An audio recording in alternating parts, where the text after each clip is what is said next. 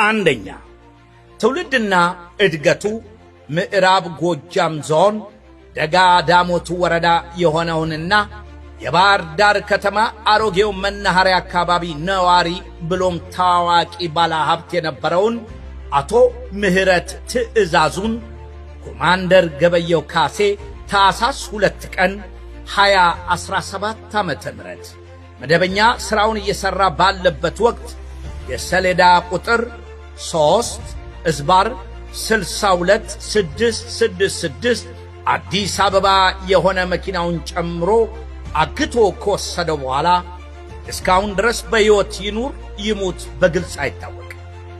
አቶ ምህረት ትዕዛዙ በኮማንደር ገበየው ካሴ ከታገተ በኋላ 7 ሚሊዮን ብር ከአካውንቱ መወሰዱን ከቤተሰቡ ከተገኘ መረጃ ለማወቅ ተችሏል። አቶ ምህረት ትዕዛዙ እስከ ዛሬ ድረስ በስር ላይ ይሁን ይገደል ቤተሰቦቹ አውቀው እርማቸው ማውጣት ባለመቻላቸው በባህር ዳር ከተማና አካባቢዋ ሰው ተገሎ ተጥሏል በተባለ ቁጥር አስክሬን ያገላበጡ በመፈተሽ ላይ ይገኛል። ነገር ግን እስከ ዛሬ ድረስ የአቶ ምህረት ትዕዛዙን አስክሬን ከግፍ ሰለባዎች መካከል ማግኘት አልቻለም።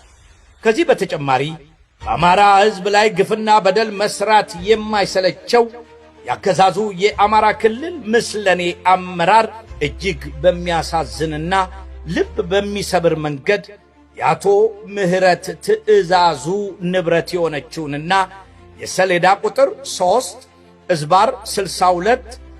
3/62666 አዲስ አበባ የነበረውን መኪና የጸጥታ መዋቅሩ የሰሌዳ ቁጥሯን በማንሳት እየተጠቀመበት ይገኛል።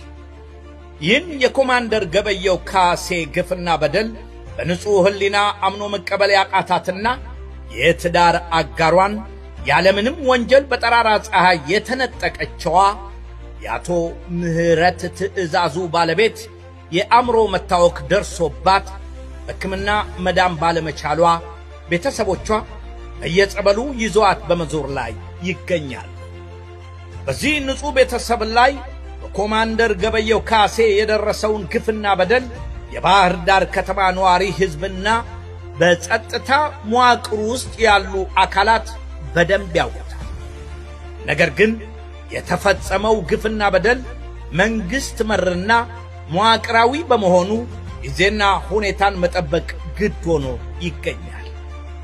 ስለሆነ ያገዛዙ የአማራ ክልል ምስለኔዎችንና የቅጥረኛ ሰራዊቱን አመራሮች ከሰማይ በታች አለ የሚባልን ወንጀል ሁሉ ለአማራ ሕዝብ የሕልውና ትግል መሪዎችና አባላት ስታሸክሙ የሰላም ተምሳሌት አድርገናታል በምትሏት በባህር ዳር ከተማ በጠራራ ፀሐይ የራሳችሁ የጸጥታ መዋቅር አመራር በሆነው በኮማንደር ገበየው ካሴና ተባባሪዎቹ በአቶ ምህረት ትዕዛዙና በቤተሰቡ ላይ የተፈጸመው ግፍና በደል ለምን ትዝ ሳይላችሁ ቀረ ብሎ መጠየቅ ተገቢ ይሆናል።